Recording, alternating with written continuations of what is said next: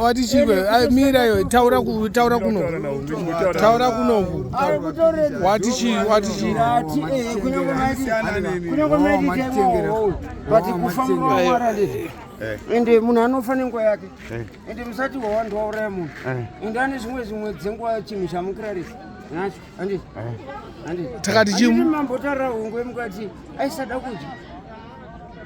Maigona kumupa chikafu. Aida nyama chete. Wakambokura here usingadyi.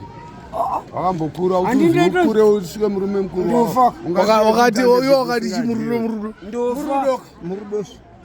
Murudo. Because mai kana wakatokubvumbamira uchikupa mukaka.